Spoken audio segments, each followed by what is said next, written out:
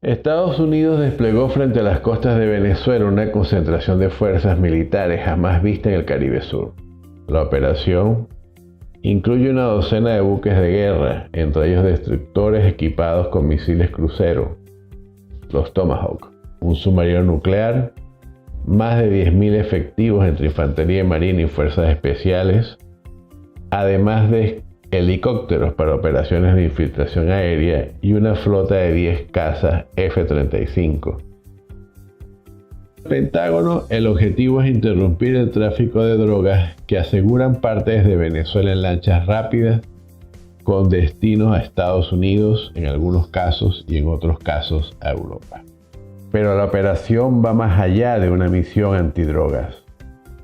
Funcionarios del Departamento de Estado han acusado directamente al alto gobierno venezolano de ser los jefes del Cartel de los Soles y el Tren de Aragua. Organizaciones criminales transnacionales que según Washington operan con el respaldo de altos cargos del régimen venezolano. Caracas por su parte rechazó enérgicamente estas acusaciones. El gobierno venezolano denunció que la presencia militar estadounidense constituye una amenaza directa a su soberanía y una violación al derecho internacional, que responde más a los intereses de Estados Unidos y de la oposición venezolana por apoderarse de los grandes recursos económicos del país, petróleo, oro, coltán y pare usted de contar. El régimen de Maduro movilizó a la milicia, activó los sistemas de defensa antiaérea y viene realizando una serie de ejercicios militares en el país. Uno de los más vistosos fue el de la isla de La Orchila, y activaron además el despliegue de una operación de vigilancia en el estado de Nueva Esparta, la famosa isla de Margarita. Mientras las tensiones escalan y los buques, los aviones, los helicópteros rodean peligrosamente las aguas territoriales venezolanas en lo que podría ser el preludio de una confrontación ya bélica entre Estados Unidos y Venezuela, la región observa con inquietud y se pregunta, ¿es esto una operación antidrogas o es el preludio de algo mucho más grave? Tratar de entender lo que es la crisis de hoy en el Caribe, por qué estos barcos de la Armada de los Estados Unidos se encuentran frente al mar territorial de Venezuela, por qué además van sumándose un portaaviones, están más de 10.000 hombres, submarino nuclear y muchos otros elementos de guerra. Es a lo que nos vamos a abocar en una serie de programas que a la medida del tiempo trataré de irles presentando. Yo soy Pavel Mudarra, soy periodista venezolano y estoy encantado de reencontrarme con mi oficio periodístico. Bien, fíjense, hay dos argumentos, dos corrientes argumentativas claras. Tenemos por una parte los Estados Unidos, que dice que existe el Cartel de los Soles y el Tren de Aragua, que son dos organizaciones lideradas por el gobierno de Venezuela, que trafican drogas hacia los Estados Unidos, causando infinidad de muertes. Y han tomado esta decisión en defensa de su propio territorio. A la par digamos, de ese eje, no reconocen a Nicolás Maduro como presidente legítimo de Venezuela, entendiendo que no logró demostrar su triunfo el 28 de julio. Por otra parte, tenemos al gobierno venezolano que dice que todo esto es un ardid de la oposición y del gobierno de Trump para derrocar a Nicolás Maduro y hacerse con los grandes recursos que tiene Venezuela. Bien, en el día de hoy vamos a tratar un punto fundamental, en las elecciones del 28 de julio. Porque ese hito, ese instante, ese momento significa que la oposición logra demostrar, porque tienen las actas de votación, luego les voy a explicar cómo es el proceso electoral en Venezuela, logra demostrar que ganaron las elecciones. Resultado contrario al que durante la noche del 28 de julio anunciara el Consejo Supremo Electoral, que es el ente encargado de regir todos los procesos electorales en Venezuela. El ente que la oposición acusa está en manos del gobierno. Eso permitió, o sea, esas actas que se encuentran en una página registrada en una página que se llama macedoniadelnorte.com, eso permite que el gobierno de Maduro quede deslegitimado. El gobierno de Maduro no logra demostrar que ellos ganaron las elecciones, y aunque países se han hecho de la vista gorda, y otros sí, y otros no, la realidad es que no lo logran. O sea, no logran demostrar, en efecto, ganaron las elecciones. Eso los pone en una posición de debilidad, porque no son el gobierno legítimo.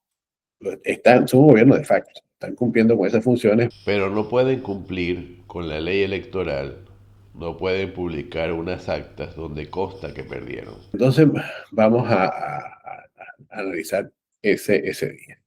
Antes del 28 de julio, vamos a ver primero el 22 de octubre.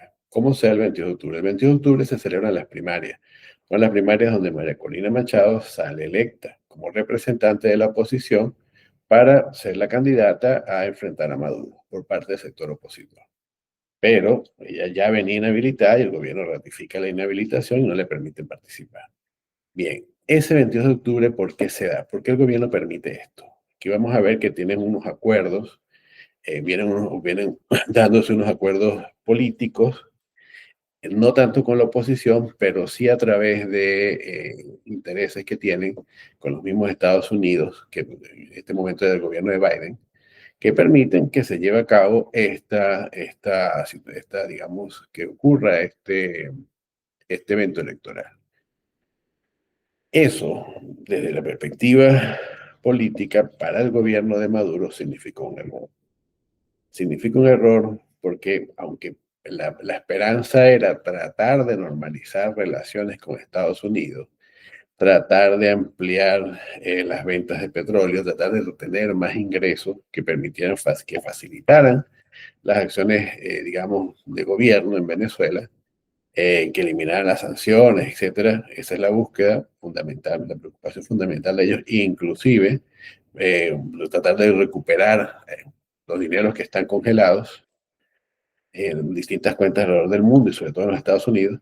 Entonces, por esa negociación aceptan este tipo eh, de evento electoral, esperando que gane Manuel Rosales, que era un candidato con quienes ellos pretendían posteriormente, o con quien pudiesen pretender posteriormente negociar. No contaban con la victoria de María Corina Machado, porque no contaban con que se iba a inscribir, simplemente estaba inhabilitada. Ahora, al inscribirse María Corina Machado, al ganar María Corina Machado, se convierte en la líder de la oposición, y el gobierno aplica la que aplica en otras ocasiones, que es mantener la inhabilitación, lo que en otras ocasiones otros líderes simplemente abandonaron la carrera electoral y hablaron de elecciones fraudulentas, etcétera. Y eso le permitió al gobierno de Nicolás Maduro mantenerse ganando elecciones, o sea, ganando hasta ese momento elecciones que eran elecciones con candidatos de sectores parciales en la oposición, que no eran reconocidos como opositores, que fueron elecciones donde la oposición dejó solo el caso de Henry Falcón en el 18, en el 2018, que le permitió a Maduro pues gobernar durante 6 años más. Entonces, en este momento, el gobierno inhabilita a María Corina, pero María Corina no, o sea, nombra una candidata que es Corina Lloris, una candidata, digamos, un relevo. Ese relevo el gobierno también lo inhabilita porque es muy cercano al grupo de María Corina, entiende que de alguna forma es dejar el poder, pero ha permitido el interín que Edmundo González Urrutia se inscriba. María Corina acepta la inscripción de González Urrutia. González Urrutia acepta el reto de ir a una elección y María Corina le traspasa todo el apoyo, porque el apoyo del pueblo venezolano, aunque no sin quitarle méritos a María Corina y toda su lucha y todos los años y toda se ha mantenido de alguna manera siempre consecuente con lo que ha dicho. Y con lo que dice desde hace 20 años, se ha mantenido firme con sus posiciones. En ese momento, cualquier alternativa, cualquier persona del mundo, González Urrutia, cualquier otro, que hubiese encarnado el candidato que iba a enfrentar al gobierno, habría tenido el apoyo popular. Ahora, por lo menos del gran sector opositor, o sea, que se convertía en la mayoría del país. A eso tenemos que sumar que González Urrutia era un hombre carismático, o sea, no es el líder tradicional de los últimos años, fuerte, avasallante, al cual están acostumbrados, pero es una persona tranquila que encarna la conciliación. Entonces, eso, pues lo hizo muy potable y lo hizo muy potable incluso para buena parte de sectores del chavismo. Ahí, digamos, se da el primer gran error del chavismo y uno de los grandes aciertos de la oposición, y se da lo que sería yo pienso que el comienzo de esta rebelión popular civil. Todo un proceso que culmina, su punto culminante es el 28 de julio, donde tenemos otra profunda rebelión popular o la materialización de esa rebelión. Los resultados electorales son alrededor del 70% para Edmundo González y un 30% para Nicolás Maduro. O sea, lo duplica. Según los resultados recogidos en las actas que tiene la oposición. La noche del 28, el gobierno decide alegar una, un hackeo, y alegando un hackeo, no, para la transmisión de datos, y horas después da un resultado eligiendo a Nicolás Maduro.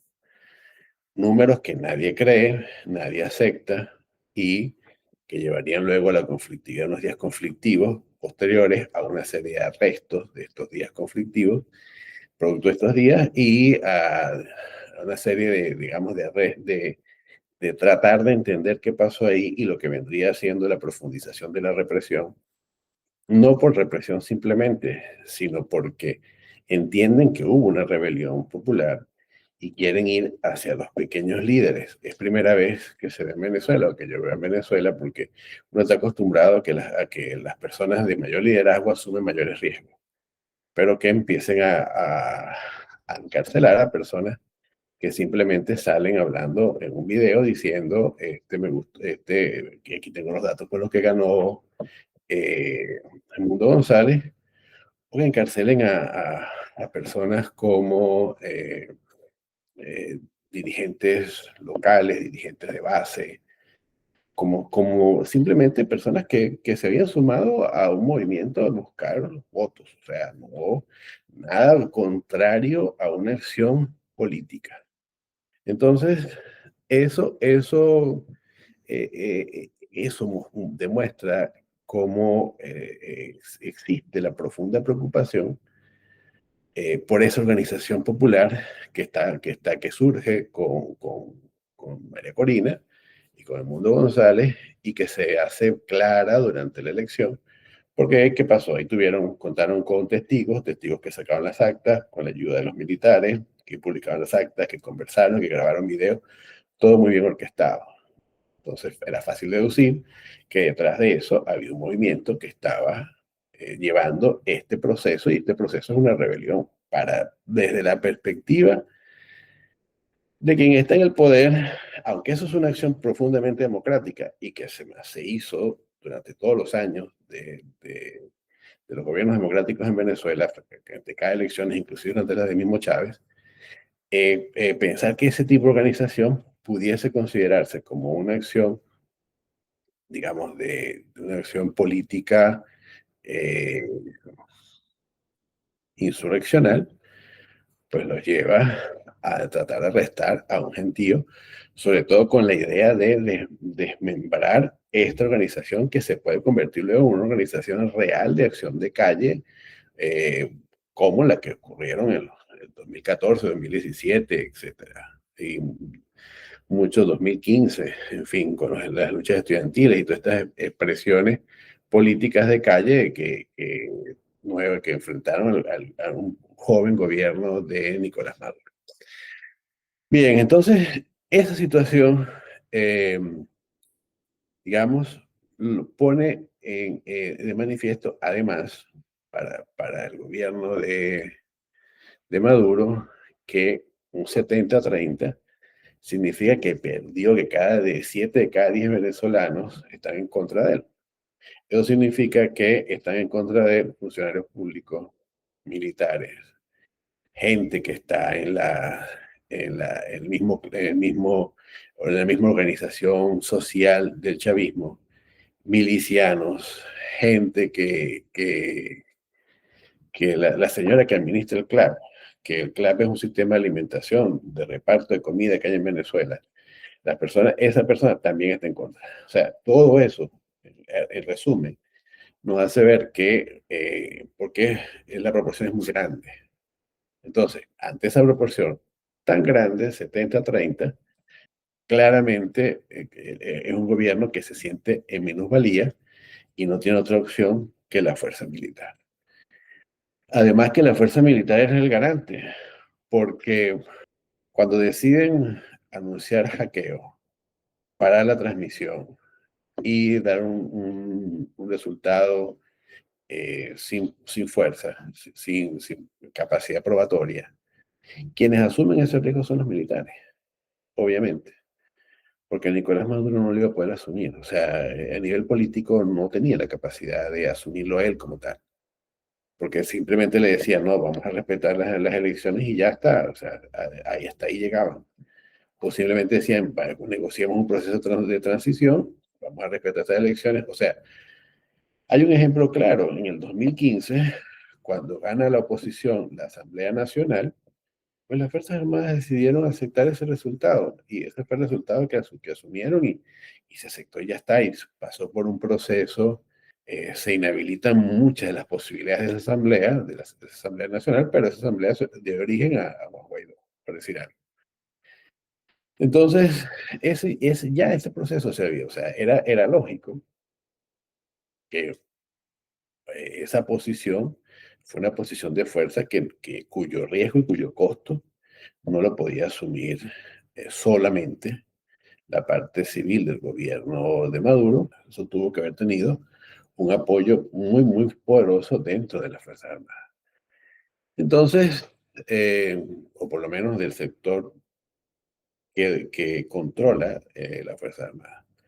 Entonces, eso nos hace pensar, ahí vemos también que ambas decisiones políticas, la de aceptar la del 22 de octubre y la del 28 de julio, probablemente son decisiones que tomó el sector civil, que es el sector negociador, que es el sector que asume todos los elementos políticos. Bueno, esas dos decisiones conllevarían a lo que sería luego el 28 de julio, el resultado final, que no solamente es la victoria de Edmundo González Urrutia, sino que llevaría a el debilitamiento de Maduro, no solamente internacionalmente, sino ante el mismo país, ante las mismas Fuerzas Armadas, ante, eh, ante las Fuerzas Armadas que inclusive asumen con más fuerza el gobierno, porque son ellos los que están poniendo el pecho, que está claro en eso también.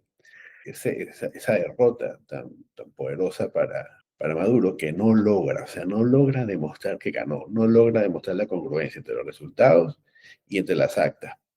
Básico. En Venezuela, el sistema electoral producto de todos estos años de disputa, donde la oposición dice que es un sistema electoral amañado, etcétera, se fue perfeccionando y cada vez fue mucho más efectivo. Y eh, de hecho, cuando las elecciones que ganó Chávez las ganó, o sea, y la reconocieron los candidatos opositores. Ahí, y las que perdió, porque como el de la Asamblea Nacional, tuvieron que reconocerla también. ¿Por qué? Porque hay una relación entre lo que son las actas, los códigos QR, los códigos que tiene la llave que está, los opositores también tienen una parte de esa llave, que es una llave electrónica, que valida el sistema, lo que son la auditoría en directo de las máquinas, o sea, todo es un proceso que tiene varios puntos de validación que son muy difíciles de hackear. Entonces, antes que no pudiesen demostrarlo, solamente se fueron a validarse dentro de instituciones que ya estaban, digamos, muy cercanas al gobierno. Entonces hizo que trataran de irse por una vía que no convenció a nadie. Entonces, al no lograr demostrar, se podían simplemente a riesgo de cualquier cosa.